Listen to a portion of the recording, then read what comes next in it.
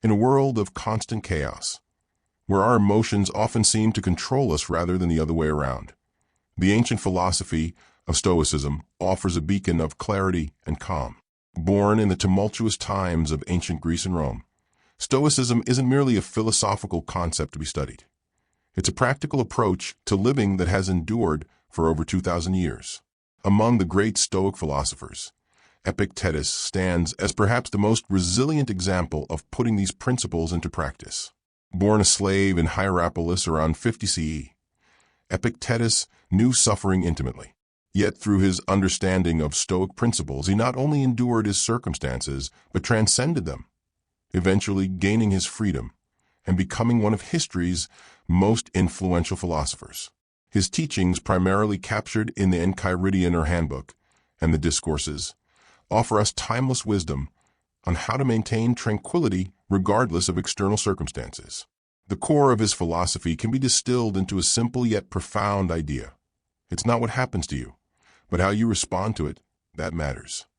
Today, as we navigate the complexities of modern life, career pressures, relationship challenges, global uncertainties, and the constant barrage of information, Epictetus's teachings are perhaps more relevant than ever. His principles provide a framework not for escaping life's difficulties, but for facing them with courage, clarity, and equanimity. In this exploration of Epictetus's Stoic wisdom, we'll delve into 11 principles that, when truly understood and applied, can transform how you navigate life's turbulent waters. These aren't quick fixes or superficial life hacks. They're profound insights into human nature that require practice and dedication. But for those willing to embrace them, these principles offer something invaluable: the power to remain unshaken by external events, to find peace amid chaos, and to live with true freedom, the freedom that comes from mastering your own mind. Let us begin this journey into Stoic wisdom. Guided by the insights of a man who began life in chains, it discovered the ultimate freedom within himself. Principle 1. Distinguish between what you can and cannot control. Make the best use of what is in your power, and take the rest as it happens. Epictetus. At the very heart of Stoicism lies perhaps its most fundamental insight, the crucial distinction between what we can control and what we cannot. This principle, which Epictetus places at the beginning of his Enchiridion, serves as the foundation for all Stoic practice. The dichotomy of control. Epictetus teaches us that some things are within our power, while others are not. In his own words, within our power are our own opinions, aims, desires, aversions. In short, whatever are our own acts. Outside our power are our body, property, reputation, office. In short, whatever are not our own acts. This distinction may seem simple at first glance, but its implications are profound. When we truly understand and internalize this principle, we begin to see that much of our emotional suffering comes from investing our mental and emotional energy in matters beyond our control. The futility of fighting reality. Consider how often we become frustrated with traffic, upset about the weather, or angry about past events that cannot be changed. In each case, we expend valuable emotional energy resisting what already is, a fundamentally futile endeavor. Epictetus would have us recognize the absurdity of this approach. He might ask, does your anger at the rainstorm make you any less wet? Does your frustration with traffic make it move any faster? Does your resentment about the past change what has already occurred? The answer, of course, is no. Yet we persist in this pattern, often making ourselves miserable in the process. Redirecting our focus. The Stoic alternative is to redirect our attention and energy toward what we can control: our judgments, attitudes, intentions, and actions. This doesn't mean becoming passive or fatalistic about external circumstances. Rather, it means engaging with reality as it is, not as we wish it would be. When faced with a challenging situation, the Stoic practitioner asks, what aspects of this situation can I influence?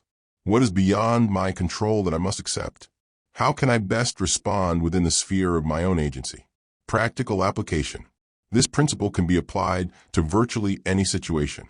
In your career, you cannot control whether you get the promotion, but you can control the quality of your work and your professional development. In relationships, you cannot control others' feelings or actions, but you can control your own behavior and responses. With your health, you cannot control genetic predispositions, but you can control your lifestyle choices. Regarding public events, you cannot control political decisions or global events, but you can control how you process information and what actions you take in response. The freedom in acceptance. There is profound liberation in accepting what we cannot change. The moment we stop fighting reality and focus on our own agency within it, we reclaim our peace of mind. As Epictetus says, freedom is not achieved by satisfying desire, but by eliminating it. This doesn't mean eliminating all desires, but rather eliminating the desire for things to be different than they are in areas where we have no control. When we accept reality as it is, not as we wish it to be, we free ourselves from unnecessary suffering. Finding your circle of control. A practical exercise for implementing this principle is to regularly assess situations by drawing two circles, one representing what you can control and one representing what you cannot. Be ruthlessly honest about what belongs in each circle. Over time, you'll likely find that the circle of what you can truly control is smaller than you initially thought, but your influence within that circle is far more powerful than you realized. By focusing your energy exclusively on your circle of control, you'll find yourself becoming more effective in your actions and more peaceful in your mind. This is the first and perhaps most important step toward a life where nothing can truly disturb your inner tranquility. Principle 2. It's not events that upset us, but our judgments about them. Men are disturbed not by things, but by the views which they take of them. Epictetus. This principle cuts to the core of Stoic psychology and offers one of its most liberating insights. Our emotional responses are not directly caused by external events, but by our interpretations of those events. The gap between stimulus and response, between any event and our emotional response to it, lies a crucial moment, a gap where our judgment operates. This judgment, often automatic and unconscious, determines how we feel about what happens. Epictetus recognized this psychological mechanism long before modern cognitive psychology confirmed it. He understood that it's not the event itself that carries emotional weight, but the meaning we assign to it. The power of interpretation. Consider two people experiencing the same event, perhaps a job loss. One person might interpret this as a catastrophe. My career is over. I'm a failure. I'll never recover from this. Another might view it differently. This is challenging, but also an opportunity. Now I can explore other paths I've been curious about. Same event, entirely different emotional experiences, all because of the different judgments applied to the situation. Challenging automatic judgments. Our judgments often happen so quickly that we mistake them for reality itself. We don't think I'm judging the situation as terrible. We simply experience it as terrible. Breaking this automatic process requires developing awareness of our interpretations. Epictetus advises, when any person harms you or speaks badly of you, remember that he acts or speaks from a supposition of its being his duty. Say to yourself, it seemed so to him. This perspective allows us to step back from our immediate reactions and consider alternative interpretations. Catastrophizing versus rational assessment.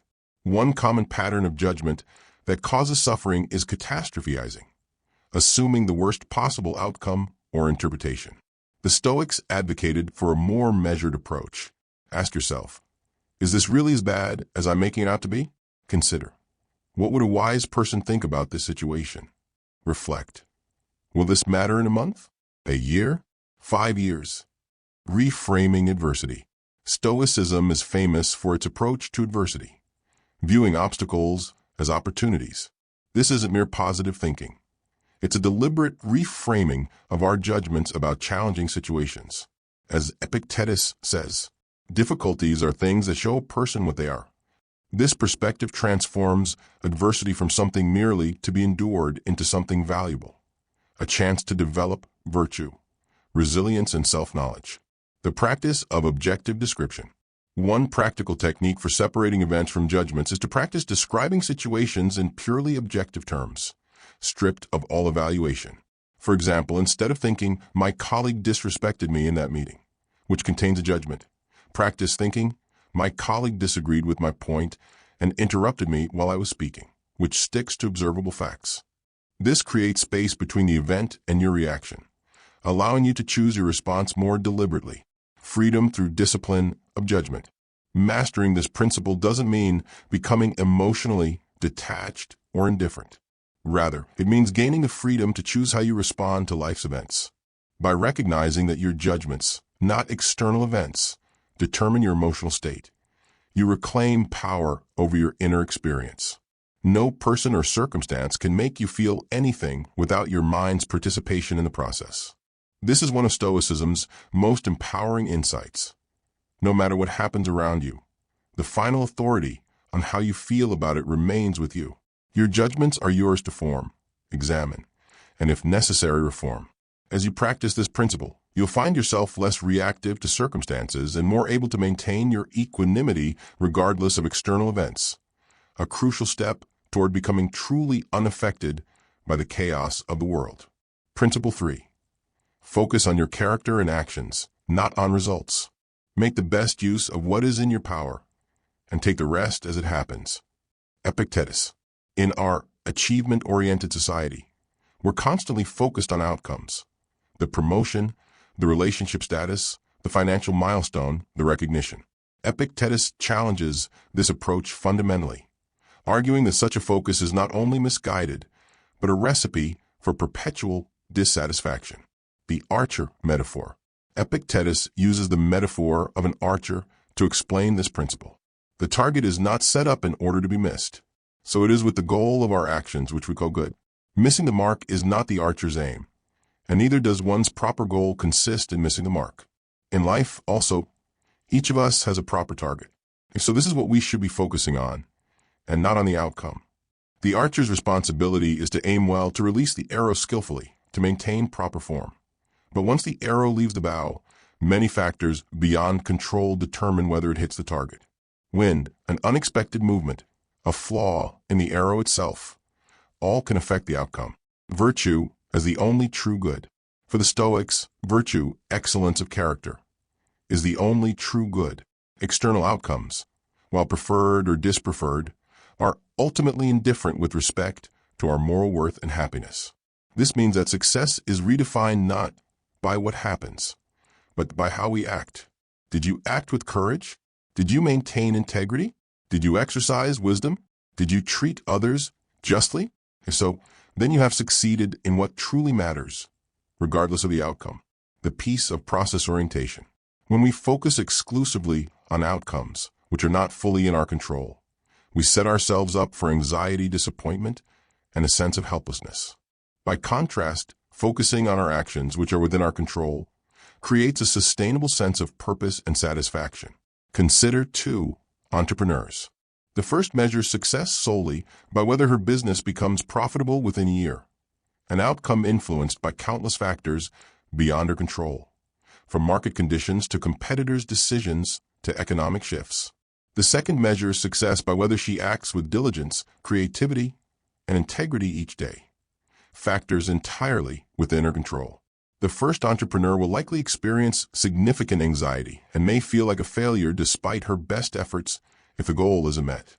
The second can maintain equanimity and self-respect regardless of market response. Preparing for all possibilities.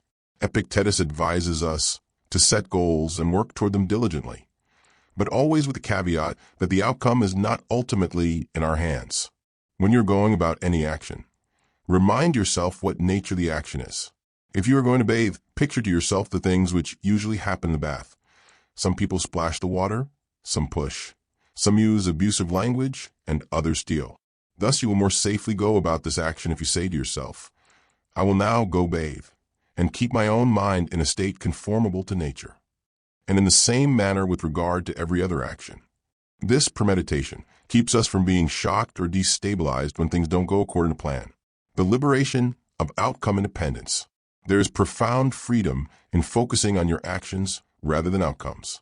It means you can commit fully to worthy endeavors without paralysis from fear or failure. You can maintain peace of mind regardless of external circumstances. You can find satisfaction in the knowledge that you've done your best, even when results disappoint. You can learn from outcomes without being defined by them. Practical application. To apply this principle before any significant undertaking, clearly distinguish between what aspects are in your control and what aspects are not. Set process goals focused on your actions, alongside outcome goals. At the end of each day, evaluate yourself based on your character and choices, not on external results.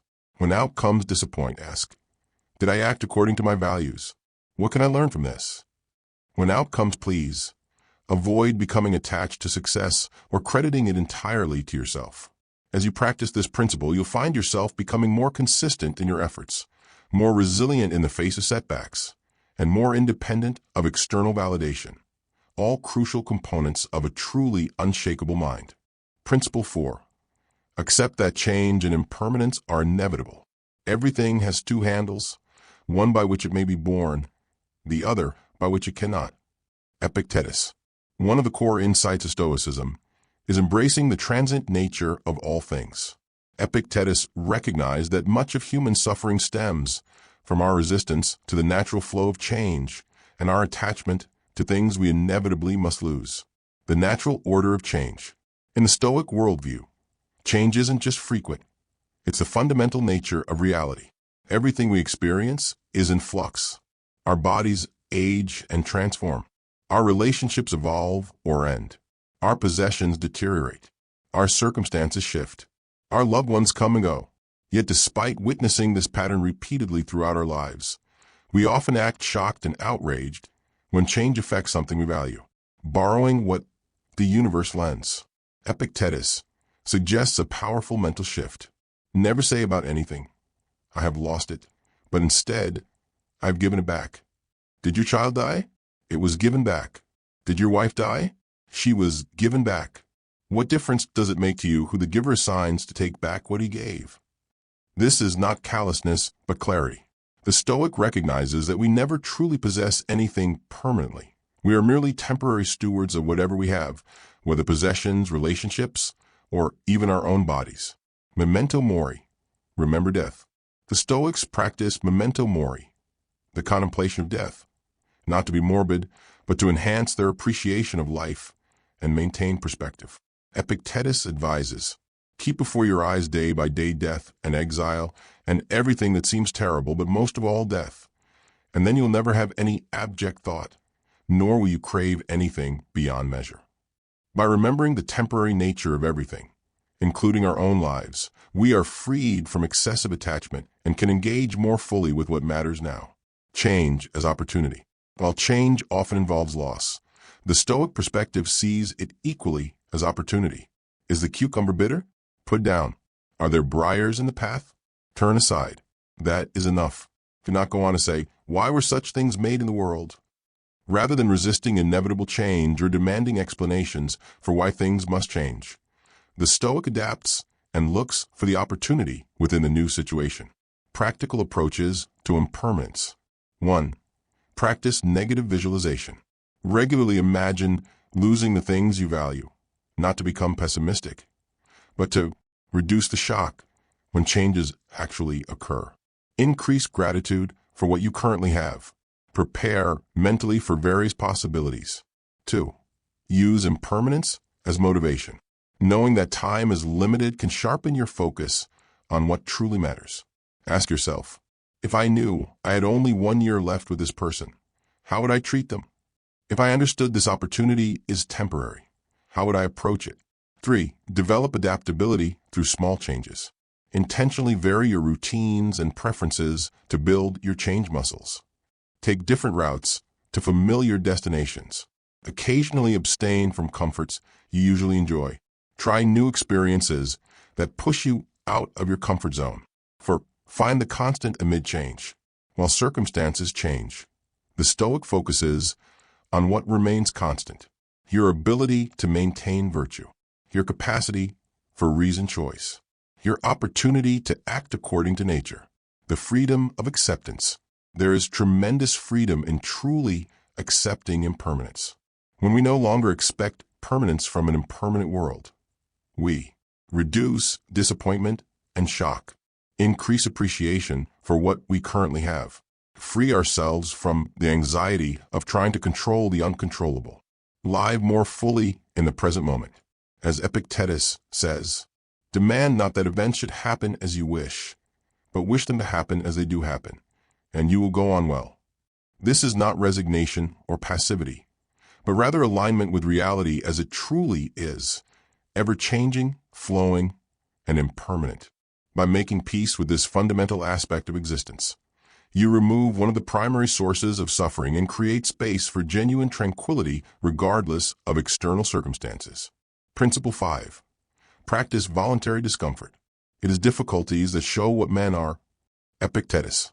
In stark contrast to our comfort-seeking culture, Epictetus advocated for intentionally embracing discomfort as a path to freedom and resilience. This principle, known as voluntary discomfort, trains us to remain unshaken when faced with life's inevitable challenges. The weakness of comfort dependence. Epictetus observed that the more we accustom ourselves to comfort and convenience, the more vulnerable we become to distress when those comforts are unavailable. If you would not have a man flinch when a crisis comes, train him before it comes. Just as an athlete cannot prepare for competition by avoiding exertion, we cannot prepare for life's difficulties by avoiding all discomfort. The training ground for resilience. Voluntary discomfort serves multiple purposes. It strengthens our tolerance for discomfort, expanding what we can endure with equanimity. It breaks our psychological dependence on specific conditions for happiness. It provides practical confidence that we can handle more than we might assume. It cultivates gratitude by highlighting how many comforts we take for granted. Methods of practice. Epictetus and other Stoics recommended various forms of voluntary discomfort. Temporary physical austerities, occasionally fasting or simplifying meals, taking cold showers, sleeping on a hard surface, walking instead of driving, exercising to the point of difficulty, material simplicity, periodically living with less than you can afford, wearing simple clothing regardless of status, avoiding unnecessary luxuries even when affordable, practicing periods of digital fasting from technology, social challenges, speaking up when it feels uncomfortable but right, standing firm in your principles even when unpopular, accepting criticism without defensive reactions, undertaking public speaking or other anxiety-provoking social activities. Not self-punishment, but self-liberation. It's crucial to understand that voluntary discomfort is not about self-punishment or asceticism for its own sake. Rather, it's about liberation from dependency and building inner strength. As Epictetus explains, but neither a bull nor a noble-spirited man comes to be what he is all at once. He must undertake hard winter training and prepare himself, and not propel himself rashly into what is not appropriate to him. The purpose is not suffering, but preparing ourselves to maintain equilibrium regardless of circumstances. The contrast with modern approaches. This Stoic approach stands in sharp contrast to contemporary messaging that often emphasizes maximizing comfort and convenience, avoiding discomfort at all costs, expecting environments to adapt to our preferences, viewing discomfort as inherently problematic.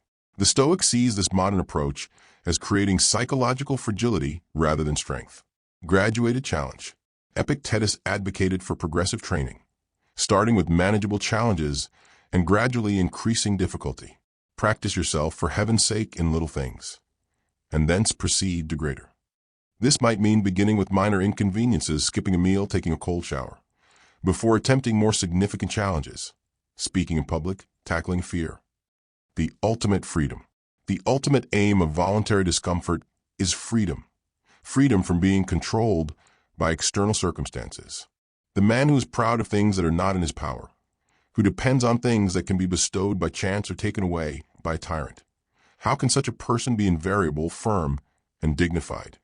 By reducing our dependence on specific conditions for our well-being, we become increasingly immune to manipulation, fear, and distress. Practical implementation. To incorporate this principle into modern life, start with small discomforts, perhaps a cold shower, skipping a meal, or walking in mild weather instead of driving. Reflect on the experience. Notice your initial resistance, how you feel during the experience, and how you feel afterward. Gradually increase the challenge. As your comfort zone expands, look for slightly more challenging experiences. Apply the lessons. When unavoidable discomforts arise, recall your voluntary practice and approach the situation with the same equanimity. Through consistent practice of voluntary discomfort, you develop what Epictetus calls the invincible athlete, a mind trained to maintain its equilibrium regardless of external conditions, truly unaffected by the changing fortunes of life. Principle 6. Take responsibility for your responses to others. When you are offended at any man's fault, turn to yourself and study your own failings. Then you will forget your anger. Epictetus. In our social interactions, we often blame others for our emotional reactions. Someone makes us angry, hurts our feelings, or drives us crazy. Epictetus challenges this perspective fundamentally, teaching that our responses to others remain our responsibility, regardless of their behavior. The gap between action and reaction. Epictetus recognized the crucial truth that between someone's action and our reaction lies a space where we exercise judgment. This space, however microscopic it may seem, contains our power to choose how we respond. As he states, remember, it is not he who reviles you or strikes you who insults you, but it is your opinion about these things as being insulting. When therefore someone provokes you, be assured that it is your own opinion which has provoked you, not about excusing poor behavior. This principle doesn't mean excusing or enabling harmful behavior. Rather, it means recognizing that even when faced with inappropriate actions from others, we retain agency over our own responses. The Stoic can disapprove of another's behavior while maintaining inner equanimity, addressing the situation effectively without becoming emotionally disturbed by it. Perspective taking as practice. Epictetus advises us to consider why others act as they do. When any person treats you ill or speaks ill of you, remember that he does this or says this because he thinks it is his duty, for it is not possible that he should follow what appears right to you, but what appears right to himself. This perspective taking doesn't mean agreeing with others' views, but understanding that people act according to their own perceptions and beliefs, often with good intentions, despite harmful impacts. The projection principle. A particularly powerful aspect of this teaching is recognizing how our reactions often reveal more about ourselves than others. Everything has two handles, one by which it may be borne, another by which it cannot. If your brother acts unjustly, do not lay hold on the affair by the handle of his injustice, for by that it cannot be borne, but rather by the opposite, that he is your brother, that he was brought up with you, and thus you will lay hold on it as it is to be borne. Our interpretations, the handles we choose, determine whether we can bear situations with grace or find them unbearable. Practical applications. 1. The pause practice. When someone's behavior triggers a negative reaction, pause before responding. Acknowledge your initial judgment. Consider alternative interpretations of their behavior. Choose your response intentionally rather than reacting automatically. 2. The mirror question. When strongly affected by someone's actions, ask yourself, what does my reaction reveal about my values, expectations, or insecurities? Why does this particular behavior trigger me so strongly? What would it look like to respond virtuously regardless of their behavior? 3. The separation technique. Practice mentally separating others' actions from your response by using language precisely. Instead of "they made me angry," think "they acted this way," and "I chose anger." Instead of "this is infuriating," think "I'm responding with fury to this." Instead of "they're disrespecting me," think "their behavior doesn't align with my expectations." Freedom through responsibility. By taking full responsibility for our responses to others, we gain tremendous freedom. We're no longer emotional hostages to others' behavior. We develop more consistent character regardless of circumstances. We can choose responses that align with our values rather than our triggers. We become less manipulable through praise or criticism. As Epictetus puts it, make the best use of what is in your power and take the rest as it happens. Some things are within our power, while others are not. Within our power are opinion, motivation, desire, aversion, and, in a word, whatever is of our own doing. Not within our power are our body, our property, reputation, office, and, in a word, whatever is not of our own doing. The ultimate social resilience. This principle builds a form of social resilience that allows us to navigate relationships without being knocked off-center by others' words or actions. We can engage fully with people while maintaining our inner stability, creating the foundation for genuine connection without dependency or reactivity. By mastering this principle, you develop the ability to remain unaffected by others' opinions, criticisms, or behaviors, not through indifference to people themselves, but through taking full ownership of your responses to them. Principle 7. Train your mind through disciplined thinking. First say to yourself what you would be, and then do what you have to do. Epictetus. For Epictetus, the human mind isn't something we passively experience, but an instrument we actively train. Just as an athlete develops physical capabilities through consistent training, we must develop our mental capabilities through disciplined thinking practices. The mind as the ultimate gymnasium. Epictetus, who had experienced physical bondage as a slave, understood that true freedom begins in the mind. No matter one's external circumstances, the properly trained mind remains free. No man is free who is not master of himself. This mastery comes not through occasional insights, but through regular mental training, exercises that strengthen attention, judgment, desire, and aversion. Techniques for mental training. 1. Morning preparation. Epictetus advised beginning each day by preparing the mind for what lies ahead. When you are going to meet with any person, and particularly one of those who seem to be in authority, put yourself in mind what would Socrates or Zeno have done in such circumstances, and then you will not fail to deal properly with the occasion. This practice involves anticipating challenges you might face, reminding yourself of your principles, setting intentions for how you'll respond to situations. 2. Evening reflection. Complementing morning preparation is evening reflection, where you review your day's thoughts and actions. Allow not sleep to close your wearied eyes until you have reckoned up each daytime deed. What did I go wrong? What did I do? And what duties left undone? From first to last review your acts, and then reprimand yourself for wretched acts, but rejoice in those done well. This practice provides accountability to yourself and prevents unconscious patterns from taking root. 3. Cognitive distancing. Epictetus taught the practice of stepping back from our thoughts to observe them rather than being swept away by them. When any person harms you or speaks badly of you, remember that he acts or speaks from a supposition of its being his duty. Say to yourself, it seems so to him. This creates space between stimulus and response, allowing for more reasoned judgments. 4. Reality testing. The disciplined thinker continually tests impressions against reality. Practice saying to every harsh appearance, you are just an appearance and not at all what you appear to be. This involves questioning our automatic interpretations and examining whether they align with what is actually happening. The dangers of untrained thinking.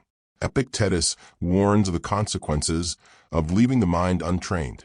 If you don't wish to be prone to anger, don't feed the habit. When you have been angry, know that not only has an evil befallen you, but that you've also increased a habit. Undisciplined thinking creates patterns that strengthen over time, making us increasingly reactive and less free. Mental habits worth developing. 1. Objective description. Practice describing situations without evaluation, separating facts from interpretations. Not he disrespected me, but he did not respond to my email. Not this is a disaster, but the project deadline was missed. 2. Contextual thinking. Consider the broader context of events. In the grand scheme of my life, how significant is this? What factors might have contributed to this situation that I'm unaware of? 3. Consequence analysis. Trace thoughts to their logical conclusions. If I maintain this belief, where will it lead me? What would happen if everyone thought this way? 4. Value alignment. Measure thoughts against your core values. Does this thought pattern help me become more virtuous? Is this way of thinking consistent with wisdom, justice, courage, and moderation? The progressive nature of mental training. Just as physical training progresses from simple to complex movements, mental training follows a progression. Practice yourself for heaven's sake in little things, and thence proceed to greater. Start with minor irritations before tackling major challenges. Build your mental strength gradually through consistent practice. The ultimate goal, mental clarity. The fruit of disciplined thinking is mental clarity, the ability to see situations as they truly are, without distortion from fear, desire, or habitual patterns. It is not things themselves that disturb people, but their judgments about those things. With this clarity comes true freedom, the ability to respond to life from a place of wisdom rather than reaction. By making disciplined thinking a daily practice, through morning preparation, evening reflection, cognitive distancing, and reality testing, you develop a mind that remains clear and stable regardless of external events. This mental strength becomes the foundation for emotional resilience in all circumstances, bringing you closer to the Stoic ideal of being genuinely unaffected by anything outside your control. Principle 8. Embrace a view of interconnectedness and natural law. Remember that you are an actor in a play, the character of which is determined by the playwright. If short, then in a short one. If long, then in a long one. If it is his pleasure that you should act a poor man, see that you act it well, or a cripple or a ruler, or a private citizen. For this is your business, to act well the given part, but to choose it belongs to another. Epictetus. While many perceive Stoicism as focused solely on individual resilience, Epictetus taught that true wisdom comes from understanding our place within a larger whole, both in human society and the natural universe. Cosmic citizenship. Epictetus viewed humans as citizens of two communities simultaneously. There are two things for which we were born: to understand the order of the universe and to live in community with others. This cosmic citizenship perspective reminds us that we are part of something larger than ourselves, integrated into both nature's patterns and human society's interconnected web. Nature's rational order. For Stoics, the universe operates according to rational principles, logos. Understanding these principles helps us align ourselves with nature's flow rather than struggling against it. Do not seek to have events happen as you want them to, but instead want them to happen as they do happen, and your life will go well. This is not fatalism, but recognition of natural law. Just as we wouldn't rage against gravity when we drop something, we shouldn't rage against the natural order of events. The view from above. Epictetus encouraged a mental exercise later called the view from above, imagining yourself looking down on human affairs from a cosmic perspective.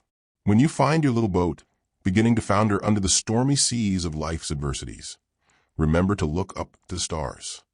This perspective helps us see our troubles in proper proportion, recognize patterns that aren't visible from our limited viewpoint, understand how our actions fit into larger societal and natural systems. The role of providence. While modern readers might interpret this differently, Epictetus believed in a providential order to nature, that events, even difficult ones, serve a purpose within the larger scheme.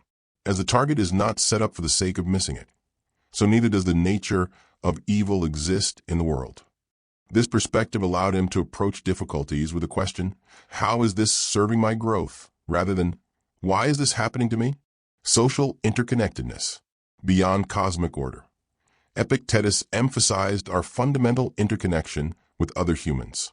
What is a human being? A part of a community. First of the community of gods and men, then of that which is closest to it, a miniature of the universal community. This view suggests that our actions inevitably affect others, and theirs affect us. True wisdom lies in recognizing this interdependence, rather than pretending we exist in isolation. Practical applications. 1. Contextualizing personal challenges. When faced with difficulties, practice placing them within larger patterns. How many others have faced similar challenges throughout history? What natural processes might explain the situation? How might this event connect to broader societal patterns? 2. Aligning with nature's flow. Rather than fighting natural processes, work with them. Accept aging as natural rather than an enemy to be combated. Understand that relationships naturally evolve and change. Recognize that all physical things deteriorate over time. 3. Finding your role. Consider your specific function within society. What unique contributions can I make to my community? How do my skills and temperament fit within the needs of the whole? How can I fulfill my social roles with excellence? 4. Expanding your circle of concern. Gradually extend your sense of connection. Begin with care for yourself and immediate family. Extend to your local community. Further expand to national and global concerns. Ultimately, embrace concern for all humanity. The freedom of acceptance. This principle offers a paradoxical freedom. By accepting our place within nature's order rather than fighting against it, we free ourselves from futile resistance. Demand not that events should happen as you wish, but wish them to happen as they do happen, and you will go on well. Beyond the individual ego. Ultimately, this principle invites us to transcend our narrow self-concern. You are a little soul carrying a corpse, Epictetus reminds us, highlighting that our physical existence is temporary while our connection to the larger whole offers something more enduring. By embracing our role as parts of a greater whole, both natural and social, we gain perspective that helps us remain unshaken by personal difficulties. We recognize that our individual struggles are neither unique nor central to the universe, yet our responses to them matter within the interconnected web of existence. This cosmic perspective doesn't diminish our importance, but places it in proper context, allowing us to navigate life with greater equanimity and purpose regardless of external circumstances. Principle 9. Let go of the need for external validation. If you ever happen to turn your attention to externals so as to wish to please anyone, be assured that you have ruined your scheme of life. Epictetus. In a world increasingly driven by likes, followers, and public approval, Epictetus's warning about external validation remains remarkably relevant.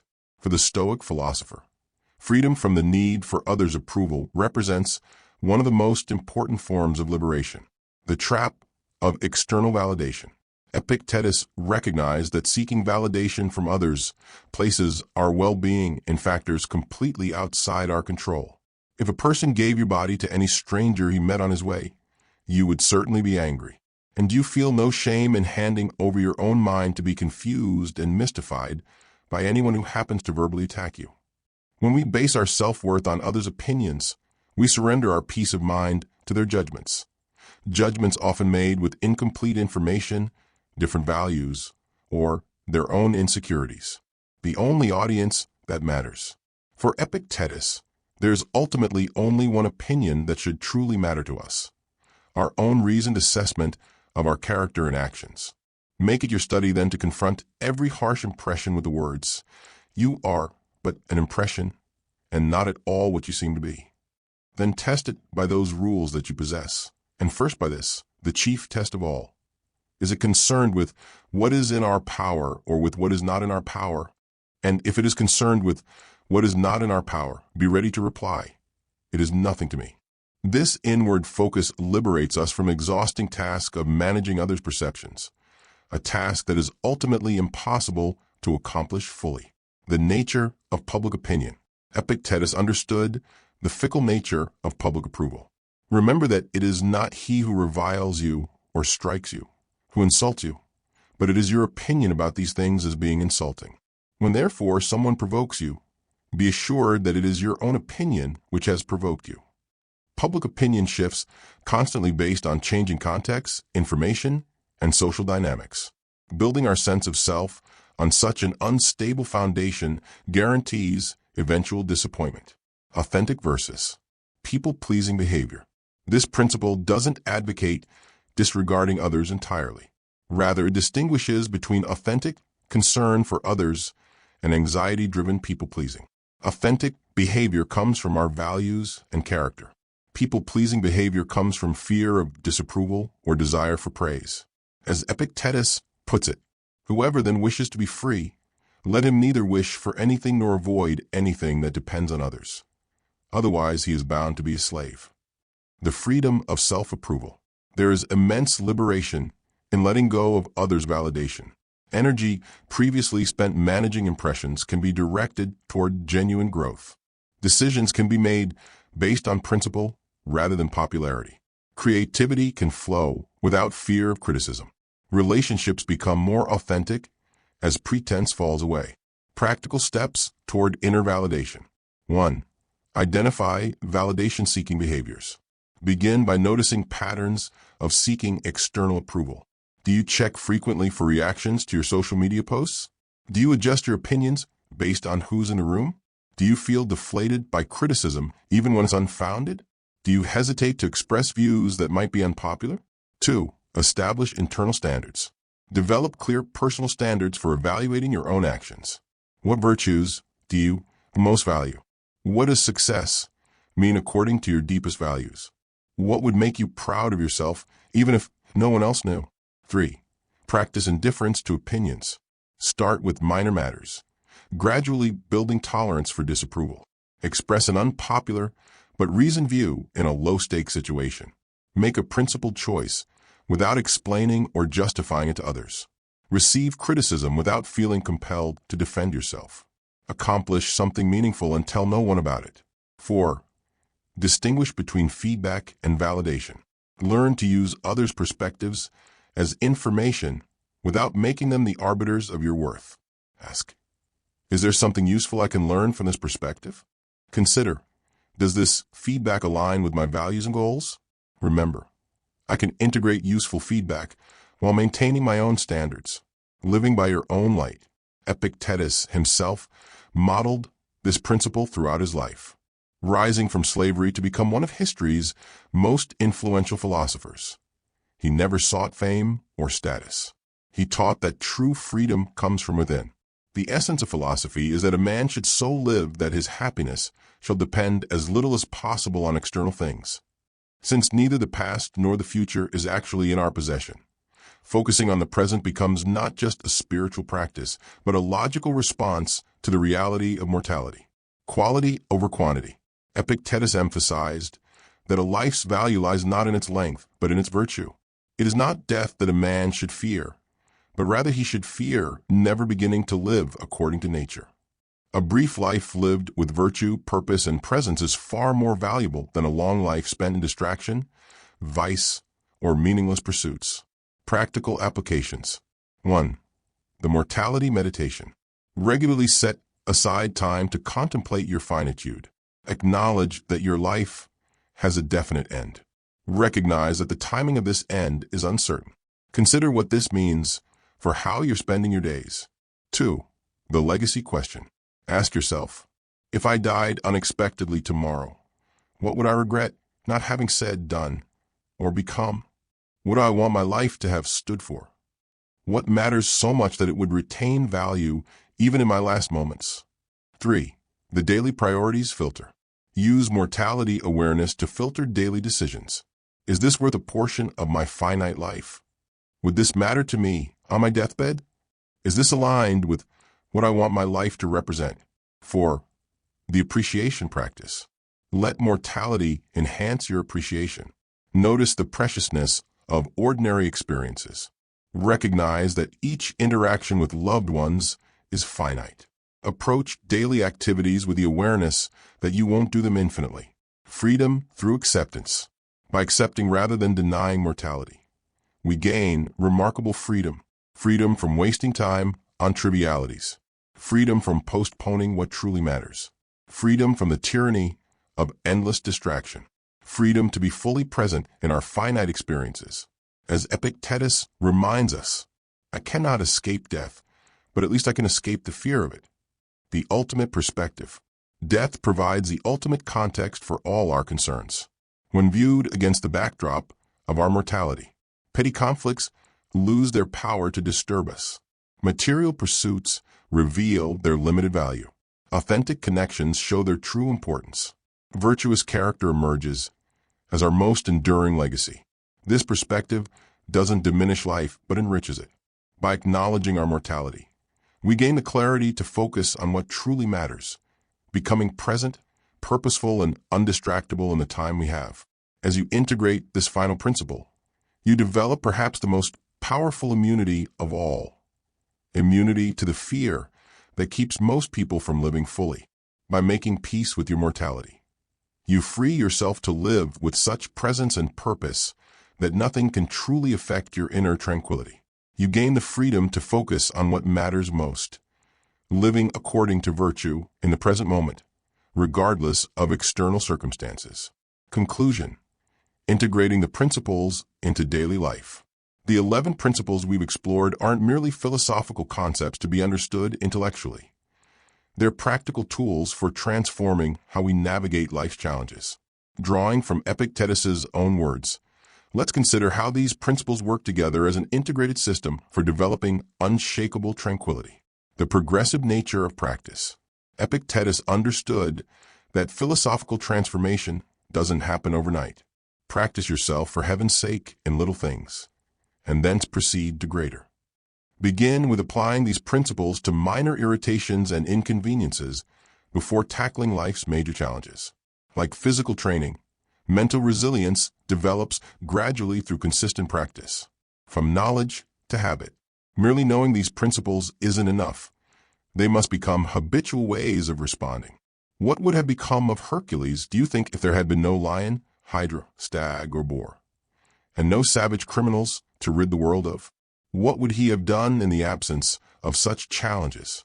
Obviously, he would have just rolled over in bed and gone back to sleep. So by snoring his life away in luxury and comfort, he never would have developed into the mighty Hercules. Obstacles and challenges aren't impediments to your practice. They're the very material needed for development. Each difficulty becomes an opportunity to strengthen your Stoic muscles. The 3 disciplines. Epictetus organized Stoic practice into 3 core disciplines. The discipline of assent, controlling judgments, examining impressions before accepting them, distinguishing between facts and interpretations, choosing rational responses over emotional reactions. The discipline of desire, aligning wants with nature, wanting what already is rather than what isn't, accepting what cannot be changed, finding opportunity within constraints. The discipline of action, behaving virtuously, acting according to justice, courage, wisdom, and moderation, fulfilling social roles with excellence, contributing positively to the human community. Practical implementation steps. Morning preparation. Start each day by reviewing key principles. Remind yourself of what you can and cannot control. Anticipate challenges and prepare your responses. Set intentions for virtuous action. Throughout the day, practice real-time application. When upset, ask, is this within my control? When judging a situation, question, is this just my interpretation? When desiring something, consider, is this necessary for my well-being?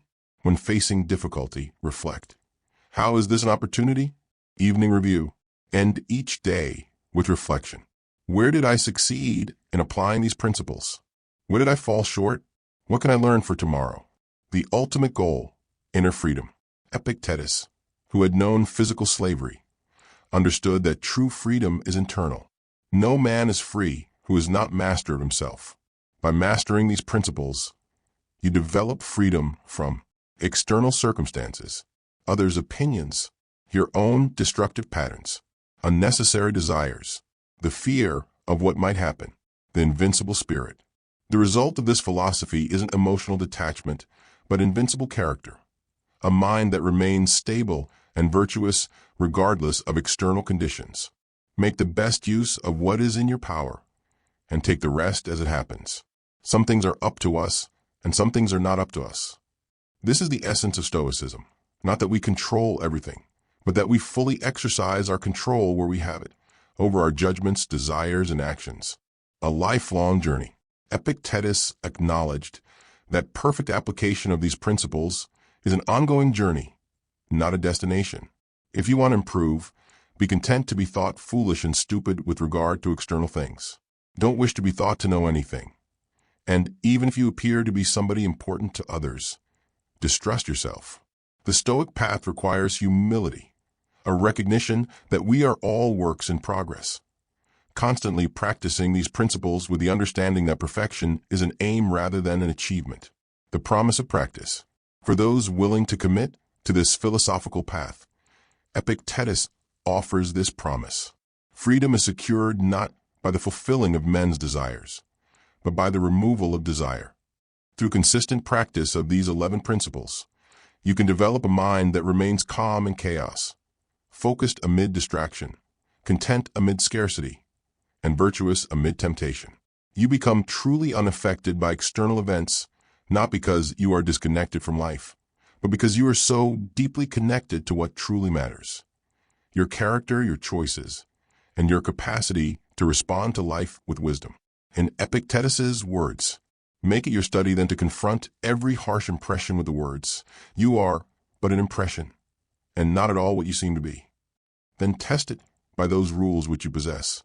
And first by this, the chief test of all, is it concerned with what is in our power or with what is not in our power?